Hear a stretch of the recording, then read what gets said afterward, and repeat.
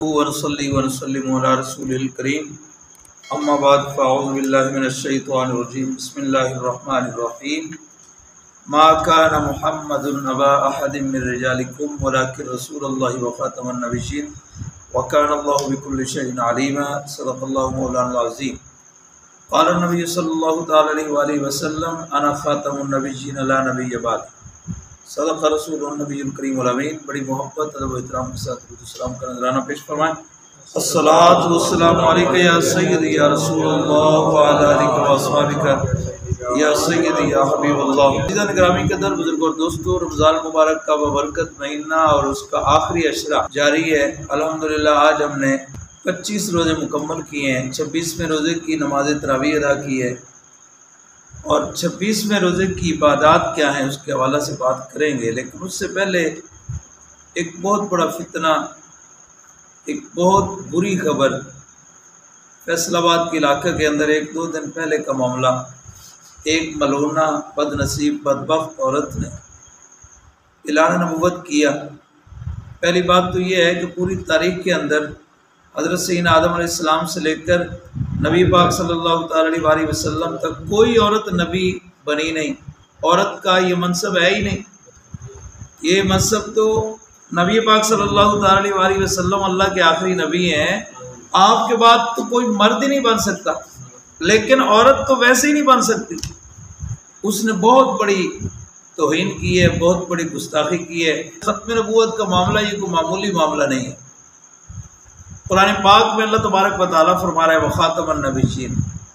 آسان لفظوں میں خلاصتاً بات کر رہا ہوں۔ اللہ رب العزت فرماتا ہے کہ محمد صلی اللہ تعالی علیہ وسلم میرے آخری نبی ہیں، اور اس کی وضاحت میں پھر حضور نے خود بیان فرما دیا انا خاتم النبیین لا نبی بعد، میں اللہ کا آخری نبی ہوں، میرے بعد کوئی نبی نہیں آ سکتا۔ تو ہمارا ایمان اور یقین ہے، مسلمان جو ہے نا، اس کا ایمان اور یقین یہی ہے کہ حضور کے بعد قیامت تک کوئی نبی نہیں آ سکتا۔ اب اس کے یہ عقیدہ ختم نبوت ہے، اس کے تحفظ کے لیے صحابہ اکرام رضوان اللہ تعالی اجمعین نے اپنی جانیں قربان کر دی۔ ایک وہ نبی پاک صلی اللہ تعالی علیہ وسلم کے دور مبارک کے اندر، آپ کے ظاہری حیات جب آپ تشریف فرما تھے، اسی دور میں ایک مسلمہ کذاب نامی آدمی تھا جس نے اعلان نبوت کیا تھا۔ وہ کہتا ہے میں نبی ہوں۔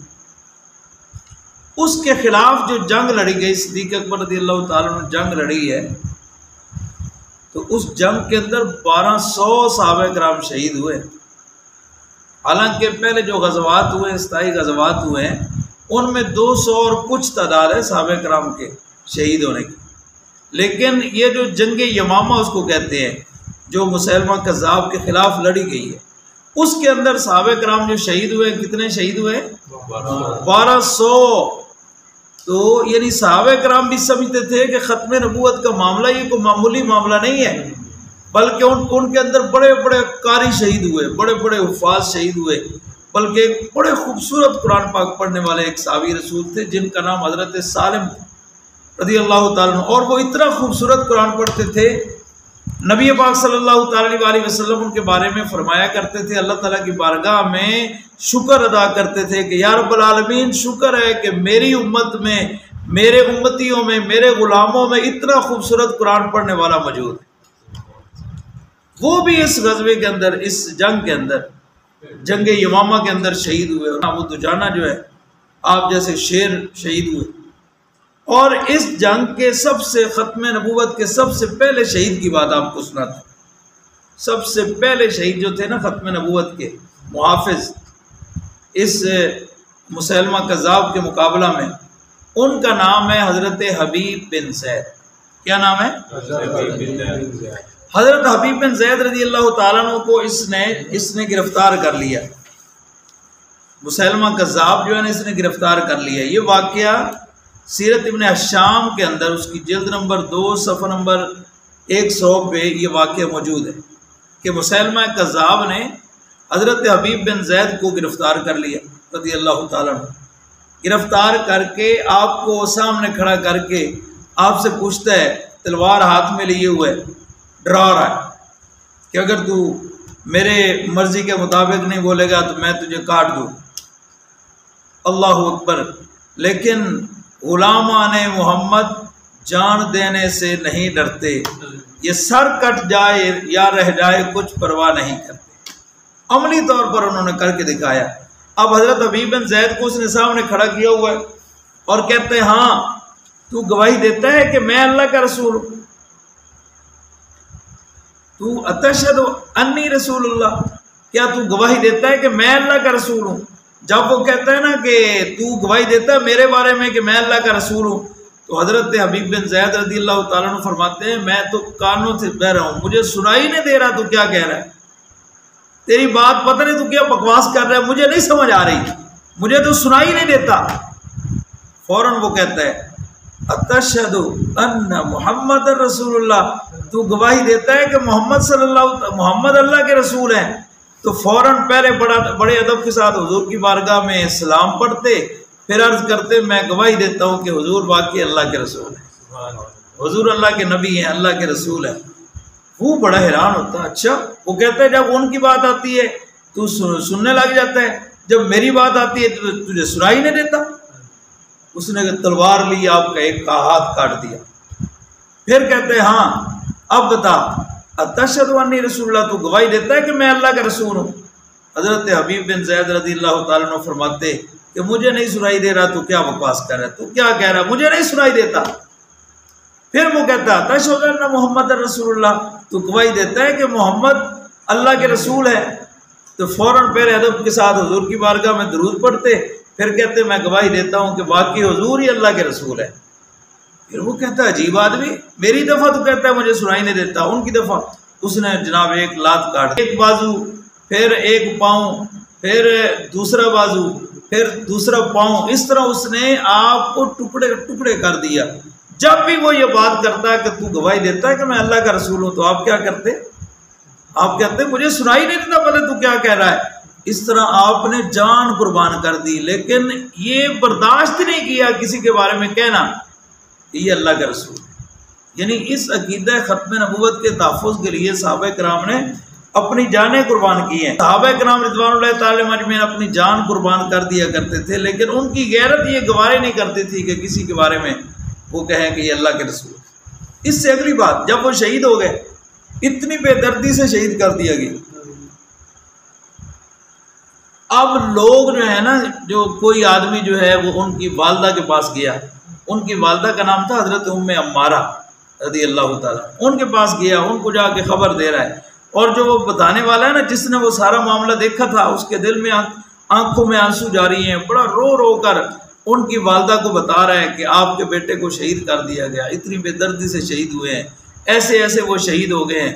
تو جب وہ رو رو کر بات کر رہا تھا نا، ان کی ماں کی جرت دیکھو، ان کی ماں کی غیرت ایمانی دیکھو، حضرت ام عمارہ رضی اللہ تعالیٰ عنہ کی غیرت ایمانی دیکھو۔ وہ کہنے لگی کہ تم مجھے رو رو کر بتا رہے ہو، اللہ اکبر، مجھے فرمانے لگی تم مجھے رو رو کر یہ خبر سنا رہے ہو۔ انہوں نے پھر تاریخی جملے بولے، فرمایا میرے نور نظر لخت جگر کی خبر مجھے رو رو کر نہ سناؤ، بلکہ میں نے تو اپنے بیٹے کو دودھ ہی اس دن کے لیے پلایا تھا۔ بتانے لگی کہ میرے بیٹے نے تو میرے دودھ کا حق ادا کر دیا، لہذا مجھے رو کر بتانے کی کوئی ضرورت نہیں، خوش ہو کے بتاؤ، میں تو کامیاب ہو گئی ہوں کہ میرے بیٹے نے میرے نبی کی عزت اور ناموس کی خاطر، ختم نبوت کی خاطر اپنی جان کو قربان کر دیا۔ اللہ اکبر۔ تو اس لیے یہ ختم نبوت کا معاملہ یہ کوئی معمولی معاملہ نہیں ہے۔ عام لوگ، ہمارے لوگ سمجھتے ہیں دنیا دار کے کوئی حرج نہیں، یہ تو کوئی معاملہ نہیں، یہ معاملہ نہیں ہے۔ تو انشاءاللہ ہم یہ مطالبہ کرتے ہیں، حکومت پاکستان سے یہ مطالبہ کرتے ہیں کہ وہ جو عورت ہے فیصل آباد کی، جو بدبخت ہے، ملونہ ہے، اسے گرفتار کیا جائے اور اسے قرار واقعی سزا دی جائے، ورنہ حالات اگر خراب ہو گئے تو اس کی ذمہ دار گورنمنٹ خود ہوگی۔ اللہ اکبر۔ اس لیے قرآن و حدیث سے یہ جو ایک عقیدہ ہے ہمارا مسلمانوں کا، رسول کی ایک سزا، گستاخ رسول کی ایک سزا، گستاخ رسول کی ایک سزا، یہ ترجمہ ہے حضور کے اس فرمان کا جو کیا جاتا ہے، من سب نبیا فاقتلوہ، من سب نبیا فاقتلوہ۔ انشاءاللہ ہمارا ایمان اور یقین ہے کہ جو بھی حضور کے ساتھ غداری کرے گا ذلیل ہوگا، دنیا میں بھی ذلیل ہوگا اور آخرت میں جو اس کے جو معاون بنیں گے وہ بھی ذلیل ہوں گے، اور عزت ہمیشہ اسی کی ہوگی جو حضور کی عزت کی بات کرے گا۔ اللہ اکبر۔ تو آج کی ہم عبادت کی بات کرتے ہیں 26ویں روزے کی۔ تو 26ویں روزے میں جو نام مبارک اللہ تبارک و تعالیٰ کے پڑھے جائیں گے وہ دو ہیں۔ وہ کون سے ہیں؟ ایک ہے یا باقی، کیا ہے؟ یا باقی، دوسرا ہے یا وارث۔ دوہرا لیں، یا باقی اور یا وارث۔ یا باقی کا معنی ہے اے ہمیشہ باقی رہنے والا۔ ہمیشہ باقی رہنے والی ذات کون سی ہے؟ اللہ، جن کا یقین ہو نا بلند آواز سے بولنا چاہیے۔ تو ہمیشہ باقی رہنے والی کون سی ذات؟ اللہ رب العزت کی۔ جب یہ آدمی پڑھتا ہے نا یا باقی یا باقی یا باقی، یہ نام فجر کی نماز کے بعد فرماتے 1000 مرتبہ جو پڑھے گا نا، تو اس نام پاک کی برکت سے وہ آدمی ہر نقصان سے محفوظ رہے گا، صدقہ جاریہ کرنے کی توفیق ملے گی اسے، اور کبھی اس کی دولت ختم نہیں ہوگی۔ اگر کوئی حاکم ہو نا، بادشاہ وقت ہو، اگر وہ اس نام کو ہمیشہ پڑھتا رہے، ایمان اور یقین کے ساتھ ہمیشہ پڑھتا رہے، تو انشاءاللہ اس کی حکومت ختم نہیں ہوگی۔ یہ اتنا مبارک نام ہے، اللہ اکبر۔ اور طلوع آفتاب سے پہلے دوسرا نام پڑھنا ہے یا وارث۔ کیا ہے؟ اے وارث۔ اس اسم کو 100 مرتبہ پڑھتا رہے تو عذاب قبر سے محفوظ رہے گا، شک و شبہ دل سے نکل جائے گا۔ جو آدمی اس کو کثرت سے پڑھتا رہے، اس کے پاس جو جائیداد ہوگی وہ تا دم آخر اس کے پاس رہے گی۔ اور اگر کسی کا اولاد نہ ہوتی ہو تو وہ بھی اس اسم کو کثرت سے پڑھتا رہے، انشاءاللہ اس نام پاک کی برکت سے اللہ تعالیٰ اس کو صاحب اولاد بنا دے، اولاد کی دولت سے مالا مال فرمائے گا۔ اور اسی طرح یا وارث، ہاں جی یا وارث۔ اور ظہر کی نماز کے بعد نماز حاجت پڑھنی، ایک نماز حاجت ہوتی ہے، تو اس کے بارے میں رسول پاک یہ ترمذی اور ابن ماجہ شریف کی حدیث پاک ہے، نبی پاک صلی اللہ تعالی علیہ وسلم فرماتے ہیں کہ جب کسی کو کوئی بھی حاجت ہو، کوئی بھی دل میں حاجت ہوتی ہے، تو وہ آدمی کیا کرے؟ وضو کرے اچھی طرح، پھر 2 رکعت نماز نفل پڑھے، اس کے بعد اللہ تعالیٰ کی تعریف کرے، نبی پاک صلی اللہ تعالی علیہ وسلم کی بارگاہ میں درود پاک پڑھے، اور پھر اللہ تعالیٰ سے یوں دعا مانگے۔ وہ دعا پوری لکھی ہوئی ہے۔